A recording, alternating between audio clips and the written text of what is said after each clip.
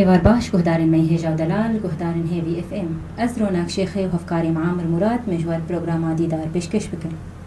بله ایوار باش گهدارن هجا مجارا می ایرو مجارا في خلکه لسر پیش کتنین و بیارن داوی گل ترکی دبن و دخواز ترکی کو دفرق تامبون الباكوري سوريا تشيكي وشارك ودس بيكري لديجي باكيكي و باندورا و في كاري تبي لسر روشة سياسية كردي لسوريا. بله گهدارن ماش بوم في مجاري سر باخفن مريا الاستديو مع مستا حسن صالح جيجاري سكرتيرا بارتي ايكيتي كرد لسوريا تبخيراتي مع مستا سرچاوه سواس بريز حسن صالح شل تركي دا قومي امكارن بيجن انه تركي پشتی دمک دریج خواست دسته وردانی بکید در روشا سوری دا لی ری نهات دانجیرا چمکی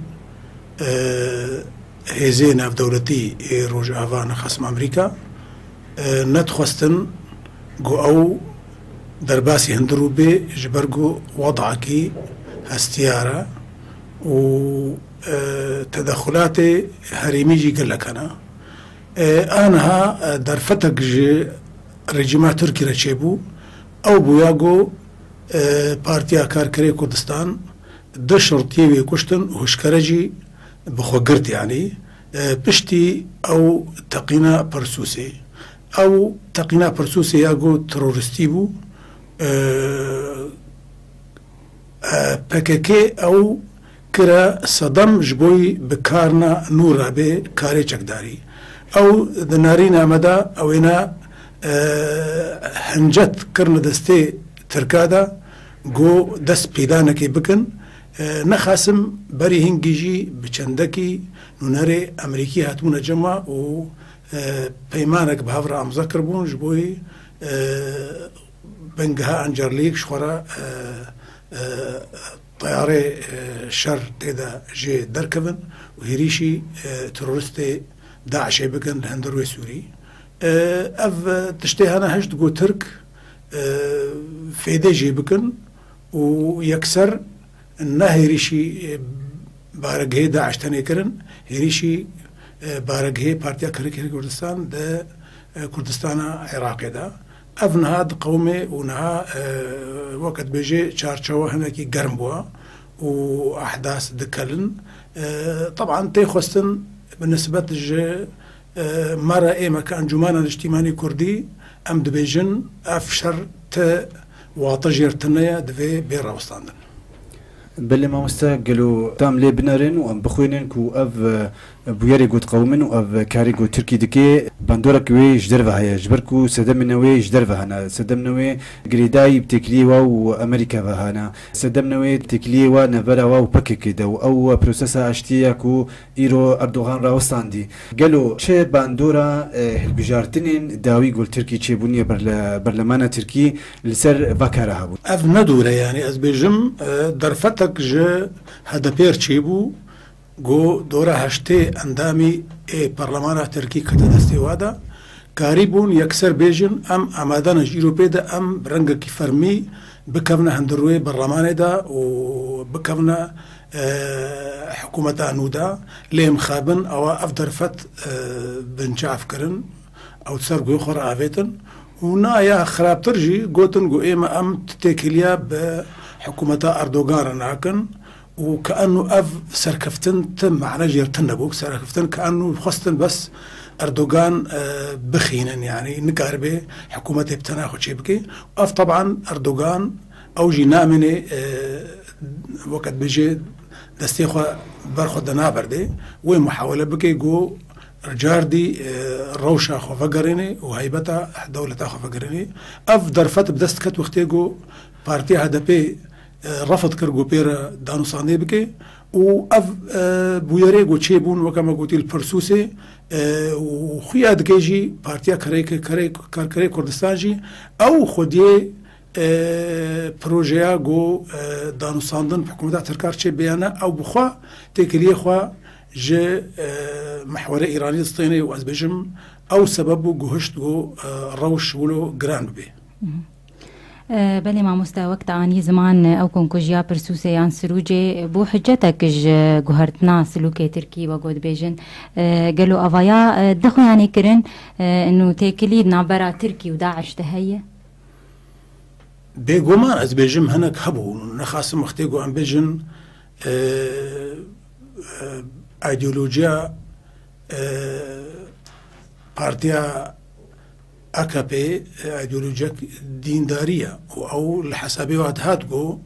او رنجي وكا اخوان المسلمين بسركف السوري دا لي او ريجوار نفبو والسوري دا كسي ديندار بهتر بري خدانا ترورستيه وافجي روشا تركان نخوشكر نخاس مختين نكاريبون جبر في ايديولوجي خوشك تكليا بامريكا ربكن وشر داعش بزلالي بكن اف هشتو بارتي عدالة او تنمية هناك الباش مني وغرب هناك يجي عاجز به لي دفي داويدا وكما قلتي مجبور بو وقتيقو او تقنية ترورستية برسوسة تشيبو مجبور بو الخوفقري وتكلية بأمريكا ربكي لأوي أفضل فتش خورا ستاند و بي خواست شرعي بارتيا كركري كردستان بكي برانبري جو بارتيا كركري كردستان رينادا دانو ساندني وبري خدا واجي كر شرعي چكداريه ام دبينن اف بهر دو طرف جي شاشتيل جمعنا او بروجيا لفهاتني يا بريد الصلاة او جلان طرح كربو او نادا خالوي هبون او تشتكي هيجا ابو دفي دميد نخاسم سروق مسعود برزاني جي اريكاريت كرجبوي اشتيانا برنگكي اشتيانا روشا كردا چارا سربي وقال لك تشتي ايجابي شي بون لي مخابن جار دي فقرانا اجواء شر وبافشوني افيغو وقا سروق مسعود بخوغوتي دمك دريج دا مستاندني تشيترا جي دمك كورتيا شر وكشتني بريز حسن قالوا ام كارين بيجن تركي كاري شري كردي تركي بكي شري كردي سوري بكي وتكلي خدنا بلا خوا وكردستان عراقي دا اخرى بكي دفيتا ماكو دبينين بارتيا اردوغان يا عداله وتنميه برانيا دنغانانيا ونكاري حكومتك بتني التركي تشي بكي شخو از دبيجم اف دخوازي في وقت بيجي مسألة شر وهريشة و قبض کرنا سينيوري سوري وشي کرنا دفرك آرام دباكوري حلب دا اف سوري تركي تخوازي جو هالبجارتن جنو چيبن وبفي رنگي جو دولت خورتموني بدي خويا کرن هناكي ده هالبجارتنا زودا كاربي دورة رولا خوفا قرني لي از بجم تفرولوجي يعني يا باش اوا انو خشاش نكي ملتي كرد دور بيسه مليون كسينا وشيارن وشينابي افرزغريكا كردي بنشعب بجار كدي نخاسم وامبيجن اجواء هريمي وناف دولتي جي صالحي كردارنا بشتي جو داعش وارهاب هات دفري وبيشمرقي كردستان عراقي وشكداري كرد السوري جي قريبون برخدان خوشبكن وشركي برابكن جبرقو كرد نا او كسيجو شعب سوريا الغيري خدكن لي لبر خدن وبر خدانا خدكن وبرفانية دبر خاكا خدتكن از بيجم ايرو كرد كغطا وكغطا خرطة نخاسم يا هريما كردستان عراقي ونمع قولة ششكري شوايا جو امريكا ودولتي روجافا دفش كردا بردن يعني تجاهلا كردا جنابي فيا باش اوا وكسروق مسعود قوتي جو ترك الخوفقرن وبارتيا كرغيري وردساجي الخوفقري فقرنا بروجيا اشتيانا يا لفهاتني جي صالحي دفاري بتفايريا وقت قوتي امريكا واوروبا دست تيكلي خوب كردارا ودفج برزغريكا كرد ناقرن لي ام دبينين اف بيمانا داوي ياكو نابر امريكا وتركيا دا شيبو لديجي بارتيا كركري كردستان قالوا ام حتى تشرا داي ام كارن بيجن امريكا كاري توازن كي هالواسطه خد افابكي نابر تيكلي خوش وكردستان عراقي دا وتيكلي واب بكاكيرا ياكو او لسر قائمه ارهابيه الجماعه اف مسألة هناكي براستي يعني قرانا هناكي لي أزدبيجم أمريكاوي هناك توازن شيء بك يعني ودرفته بدي تركي جو هناكي خو بدي خويا كرن جو بارتيا كركري كردستان مل سريع راس مشي وهنك شرط بي لأز بجم أف شريع قلكي دوم ناكي وترك مجبور بن رولا خوي دفري فقرينن ياقو دستي وردان دروشا سوري دا وآريكاريا شورشا سوري ياقو أو هرجار دبيجن ودفرك آرام شبه أو دفرا آرام شبه أز بجم أمجي بيرنا جو شبه جبرگو پنابر فقرن جبرگو شورشا سوري ودفري كردي آرامية دبجين وأم كاربن وقت بيجي مراحل داويج ما بنا رجيما سوري ببينن يبقى الرجيما سوري لو تشتق دسيدنا ما يعني الربا خاكا سوري انجخ دسيدا مني وكيمتر ما كيمترجي ودخازي فقري دفري خوي برآفي وشامي ودفرا ديجي الرجيم كتيا دما خوي قال لكي كيم وافرولا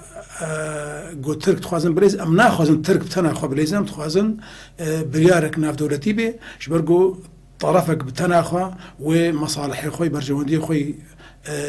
يك آلي تاني بمشيني ام تخوازن هزين ناف دولتي او بخوا آرامية چه كنت باكوري سوري دا ودفري كرديجي آرام بمينن ودفيدا دفردا تي خوستنجي جو كرد اي سوري ام سرهبن مخابن حتانها او تشت بچينبو بريز حسن تليفونك مريا الو سفر باش ايفر باش سرشاوا سپاسیاواتكم سلام استاذ حسن بكم حسن لبعض رودي بوري سر واتشتك تركي شيد بنا بريز متخصصا بترت الناس كم باسي مدنجة تنكر علي حامي بوري باري رودي سرشاوا وسلامي مج استاذ حسن الجي سرشاوا وتخوازم له رايك ما هي سر واتشتك شيد من تركي دربس شد تشتي بكردار تشكي باش كردار شيد بمصلحة وقت شيد به تدي دجمن تركي عرب فرس وانا دجوات سكنن يعني درايا مدو قابا اقليم كردستان بدايته اولك تشيبو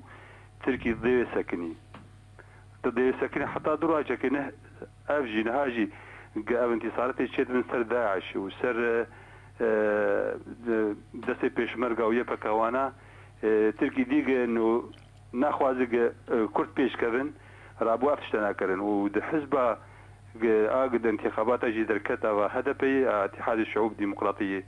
اجا تخوص مشاكل وخلقين يجبو وجه كردادي كرد نجي ماضي خو ونافكي نخوش بواخين بولا ارهابيين وزاتشا انه زعما بشي حظ ما كردن انه شيء يقدعوا دوزا حقي خد كلمه كنا ارهابي واسفل سيوات بابراي عم بنزانم جاك استاذ حسن بيرا يرنا بيرا نزانم ساعات خوش اهلا وسهلا سلاماتي هلا بريز حسن تشسر نرينا بريز علي دبيجي بيجي براسته يعني ترك ناخوازن كرد بسكبن تفيقو كرد ترك تخوازن هناكي مسألة جارة سربكن للجور بيفانا خو يعني إما موجود أو درفتا اشتياني تشيبو ورولا كردستان عراقي تذهبوا وبارتيا عدالة وتنمية خص خو باش بكي الجم رايا قشتي أوروبيين خاصم لي نحتا بتاوي أو أمادة جو تشتي كردا بير شارع سربكي جونا كرد جي أريكي في أمادة بن جبولو أزبجم جرك بارتيا كاركية كردستان خو نكر باوي رولا جو شو عسكري كرد تركا كشت يعني جو نكر باو تشت ترك كتنا أصلاً قلكي مظنة مجبور مشتري داعش تاني بكن وبهتروي وباش صالحي كردارة انها او حاجة استغلال كرن قودن قوفا او جي هي او قائمة ارهاب دنا وكا امريكا بيجي وتركاجي في استغلال كرن تفيقو فرق قلكي جداها نابنا او التهمة بسر كاركري كردستان تهمة بسر داعش ترورستك فعلا وقت بيجي كس نكاري دفاعي بكي اما كرد تفقرك نتوي كردينا دخوازن ما في خو جار سر بكن ليه هناكي جارنا شاشتي وانا بكينا وكي وانا ليه ام نكارن بوي معني هردو كابكن وكافدو از بيجم يعني دائما عاملي ذاتي كردارة قال لك جرنجا وقتهم هفدو ناقرن دجمن مدي برهفدو موتك كما تشيبو الكردستان العراقي او هناكي بروجيكي قومی چی بووە لێ مخابن لەڤەر پەیدێ ساحا کوردستانە سووری هەر دەبێژێ ئەس پرۆژە قومی ناخوازم و ئەس ناخۆشم پێشمەرگەی ئەنجومەنە نیشتیمانی کوردی دەرباس بن یعنی ئەف بەڕاستی هەنێکی تعداییە لمەتکێ و دەیلێ گۆ دەڤەرێمە نەمێن ئارام وەکە دۆ بوو پێر بوو چاوە ئەو هێریشی سەربەجاری قام چێ بوون کەسێکی بێگونە هاتە کوشتن شەهید بوو ئەف نەتیجە و کورد هەفتوو ناگرن وەختێم هەفتوو بگرن بێ چاوە کوردستانە عراقی سینیۆری خوا سەرڕاستکردن دەڤەرێ بوو خلافی سەر هەبوو ڤەگەڕاندن ئەمێ کاربن ڤەرژی دەڤەرێ خوا بپارێزن و ئەم ئامادە بن گۆ ئەم دەڤەرێمەت بن دەستێمە دەبن وەختەی گۆ پێشەڕۆژە سووری هاتە چارەسەرکردن هەنگی ئەم ئەمێ ڕقەمەکە گران بن بەیمە تشتێک نابێ بەێ گۆدارمە بەری ئەس دەست پرسا خۆ بکەم تخوازم بێژم ئێگو تخواز پەیوەندیە بمار بکە سەر ژمارە تەلەفۆنامە 429 566 بەێ مامۆستا سەر دەڤەرە تامپۆن ئاخەویان وەگوت بێژن منتیقا عازل ئەس تخوازم ناس بکەم چ نەینیە بێ دەڤەرە تامپۆن یان منتیقا عازل لەسەر کوردی سووری هەیە ئێمە ئەم نەپێرنە بڕاستی ئەم دەڤەرە عازل ئەو تامپۆن نەش ساڵحی کوردارێ چمکی ئەو دەڤەرە کۆبانی و جەمێ فەرات و جەزیری پارچە دکەی عەفرینی ئێمە ئەم دەبێژن ئەنجومەنە نیشتیمانی کوردیژی کورد تەڤایی خۆ دخوازن هەرێمە کوردی بنظامك فدرالي سوريا كاتحادي وجميع دجلة على روهلات على ديركي وحتى بنيزيكي بحراسبي الويدري جاي كرداي يقول باكوري جاي لاذقية او دفر تبعي هريمك كردي سرانسر بهافر هبه ام نابشن ام تنينا لاف عليه ديوروكيفا دفر كردستانية وهكر هنا كديجي كيم نتو هنا وكا عربة وكا تركمانة وكا عاشورية وسريانية وكلدانية أفجي ولاتي منا و أم بهافرة جيانك ديروكي دمشينا وما في واجي نون ضابن إما أم دبينن أف مسألة تركا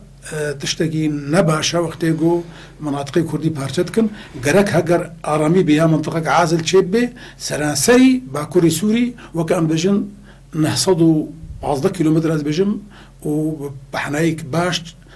قد دفر تفدى آرام بيو جميع درفت شبه بنابرة تفدر مليونة دور 4 مدينة دركتنا سوري كارن فقرنا دفري خوا فأف مسألة تركا نتشتكي زلالة وغايتك واي نباشا حجة أنه تركمان مسألة عزازي وجرابلس هنا أف طبعا أف مناطق ديسة كردستانينا ولو دفيدا ميدا هناكي فالاي تشيبون لأمكان بيجن نيد قبلتي وادجي ديسة مناطق كردي الآلية باب هنا وآلية العرم الحاصل مناطق كردي هي قبلتي هنا فأف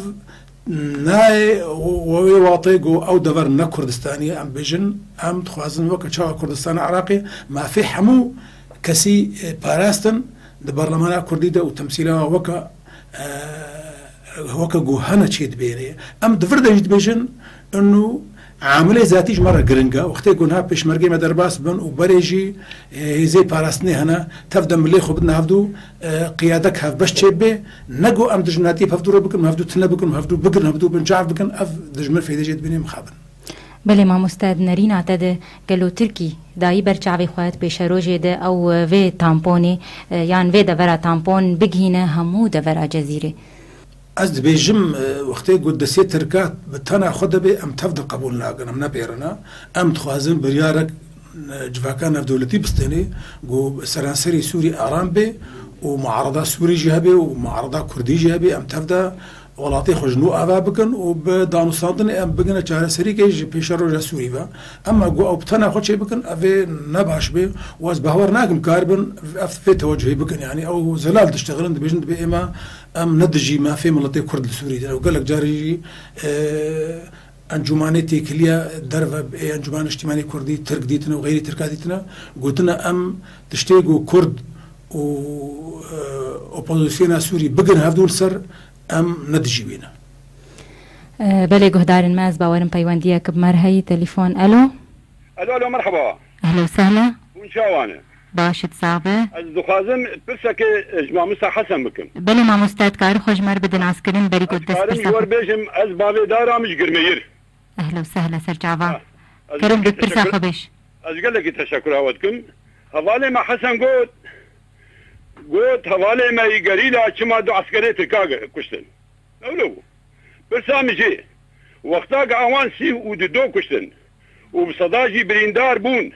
ما كما حوالي حسن نابج والله كما وان ولو كر كما حوالي ما يقريلا دو كشتني تفهم كد دبي كما دو كشتني برسا مجي وازخوازم جواباي بكاشي وتقول لي تشكر هوتكم بله ما مستحسن تشفت قرين الباويدار از سپاسیا باویدارا دکم لی براستی وکا گو هر کس دبیجی الگور تهمت بار کرنه چوب سر داعش ده و ام دبیجن یپگی شر داعش دکی وقتی ام دبیجن داعش او جريمة مظن كريه البرسوسي إذن قالك أم بري خبرنا داعش بريش بري من داعشة فأم بهتر هوالاش خرشي بكن أم بيجن ترك إيجو حتانها وصصبون بداعش تذكر قالك آنها أم تفدى بهفرة شري داعش بكنش برقو داعش خطرك برقران لسر متفا وقت قوتي عملية ذاتي تمي أو هري جرينجاج بو أم كاربن باراستنا خو بكن قالوا تكليا برا هريما كردستان عراقي دا وباكاكي دا وداوي دا دوي داوي دا مديدكو بريز مسعود برزاني أو جي دخوازك اشتركي كركو شري دجوا راوستيني وفقرنا رونشتنان ودانوستاندني قالوا افتكلي هاي نبرا هريما كردستاني وباكاكي دا حتى شرا دا كارن باندوركي التركي وولاتش درفا بكن جبو شار سركرنك اشتياناج في برسكري كيرا شخوي يعني هناك جي درد بيجن يعني وقت خويا كرن كأنه ترك بارتيا أردوغان تخوازي جاردي البجاردني شي بكي وخوفا قريني بدنقنا بيهتر وبيجن جيد بوقتي ولو شيبو أمي كاربن جاردي مثلا بروجيا اشتيه ببنسري از بيجم روش تشاواجي بي نش صالحي تركاريا جو او خبقنا شرقي جران شمكي وكما قلتي دور 3 مليون كرد هاي كردستان تركي دا باكور واف بشر تجاري جار سرنا بي يعني اف ازكي 6 صالي تشيبو قال لك شورش تشيبو وان هاجي جصالة هشتي وشارع حتى انها شر بردوامة الا بعد صالي فيتها اللي سكني تجاري بالشر تشتك جار سرنا بي وتجاري تركجي بيش ناكفن واقتصاد واجي بيش ناكفي قونا او كردال هفبن ومسألة كردي جار سربي از بيجم او رنجي قو ترك تخوازن كردا من شعب بكم نما جوار درد كفي ويا باش او قو وقرنا راستيه قو دفج في شري بارتيا كاريكي كردستان بردن وجاردي بيجن بي ايما اگر نابنا ما دبو شرجي جاردي نش صالحي اي آلية قو شر بردوان بكي وش صالحي ما تفدر قو ام ملاطي خو افا بكن وام وقرنا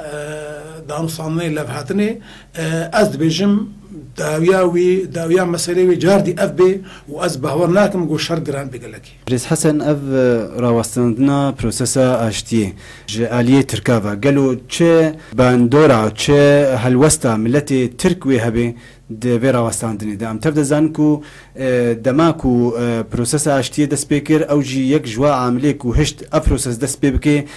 زختاكو كولانا تركي دكر يعني ايرو وهلوستا تركاتش بي از بيجم افج خوا اف مسألة يعني هات خيا كرن جو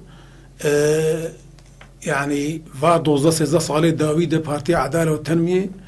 كاريبو ولاتي خو بيش بخي هناكي جالي اقتصادي بو جالي رولا كويل دفري دا تشيبو بشتي جو هناكي دانو صاندن تشيبو هناكي بري خدا كردا وبري خدا كردا جالي تشتكي ايجابي وقتي زمانه كردي سربست كر وقتي جو هناكي بيش خصن خص دفري دا وهناكي اقتصادا و بيش كت دانو صاندنا تجاري نابنا حريما كردستاني وادا تشيبو فقال لكي ترك بيش كتن از بجم او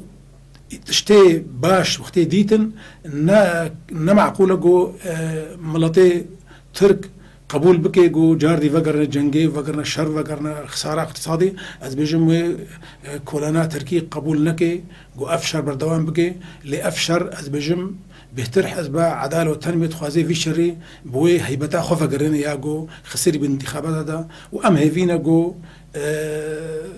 وكا هيفيما جو شر نش صالحي كثيرة جو دا صانا أو يا جارة سركرني وبراسي ورا تركات و بمريجي وقتي جو بري خو بدنا الشر تمامي چمكي ترك دولتك قال لك ان توتي دنا وقتيجو بالشر بردوام بكي وينش صالحي وربي ويوجي بي وكا دفري رهلتانا براست يعني ليبيا وسوريا ويمن هنا ايجو مسائل واي برزغريكي هندور درت كفن وتقن ونما جا سربن الا دمك دريج شرنا فخوي قرك خنك نفي تشرافا هذا ياغو ام بيجن ايران اجر قردكي وخشبيرتكي جو اوجي اف مسائل هندرو الجميجيانا بلي ما مستحسن ام تخوازن سر تكلي عدنا برا امريكا وتركي باخذن قالوا حتى تشرا دي امريكا تجاوب بتركي ردك سر حسابي كردان ازبيجم او دماغو كردا خد ترسان دما بري 6 صال اتفاق ساكس بيكو دولتين مظن كرد بونا قرباني جي تاكليوا بالرجيميكو ما في كردات خارن إيرو بشتي 6 صالي أو معادلة هذا قاردن كرد هات نخيا كرن جو كارن رولك مظن بليزن ده شري ترورست دا وبري چندكي وزيري برافاني أمريكي هاتا هوليري وهشكرا قود جو كرد رنگكي نمونكي هيجانا ده شري داعش دبكن وأفواطك مظن تيجو أمريكا و تشكاجي وهرتشتي بقهري وكما بيز فيتاليغو حتى بالافري شرجي بدستي واخستنا فاف كرد ويرولك واي مظن هبي وهركز بيجي حتى السعوديه بخوجي بيجي برا نتوا كرديجي دورك هبي دبر نتوا فارسي وعربي وتركيرا فاف ايرو توازن كنود كذا وبروجي امريكيجي يا شرق الاوسط مظنجي ده نخشي وعده هيا انه دولة كرديجي دفي هبي از بجم في دربي برجواندية واب مرنا ومصلحة واب مرة هاتنا هشكرا كرن وامجي لوي قولينا امجي تخوازن تكليمة هبل القور مصالحي هفبش يعني جبولو وينكاربن ترك الجور خب مشن وزوج أمريكا رينادي واجو وقت خوازن ما في كردا بيخوارن يعني ليه أف بيكولي دولة أنا أوجي بخوازن شروطي خول جور قاربن هنك يسار خوسفك بكن في دماغو شورشا سوري ده أصلا جيك مظنديا ف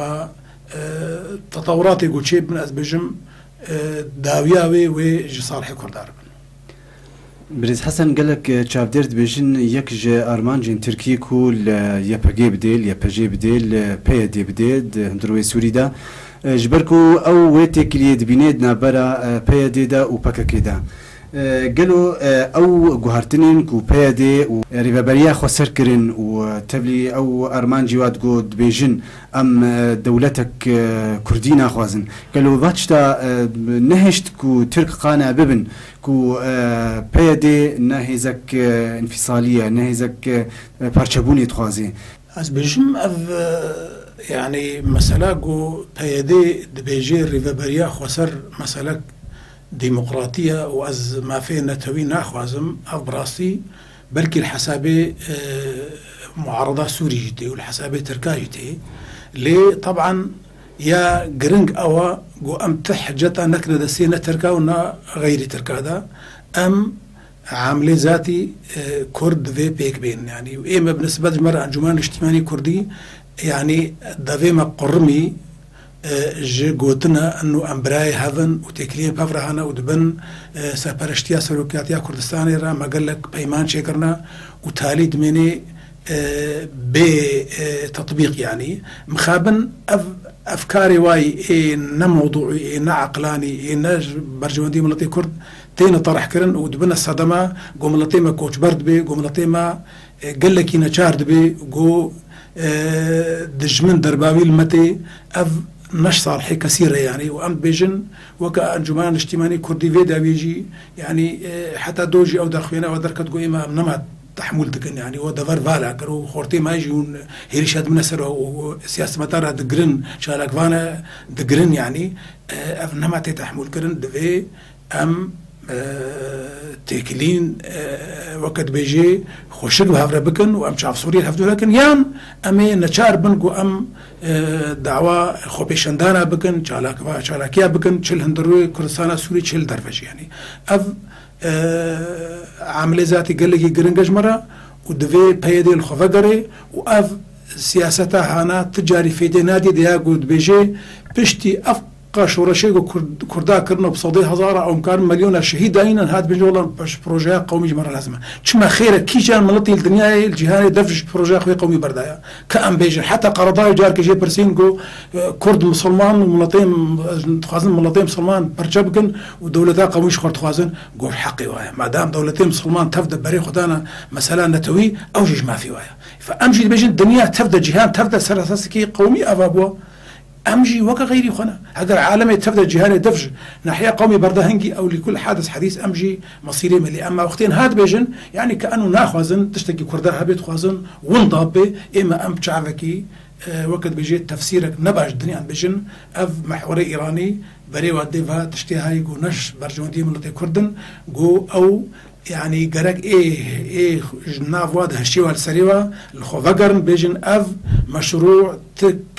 كيف خوشيل جم كرداش هناك وتاليجي وكما قلتي أمزان دمدما كردايا فشما في روشي بسر خودتين وفي كاري نباش تكن در حقا ملتي كردا ديو دماغو در فتك زيرينج مرهاتيا بريسر هالوستاوا أو كسي جدربي تفدمي مدي وداخوانيك در خست براسي أو داخواني هاجي وداخواس كريكو تبايا أليا لفرونن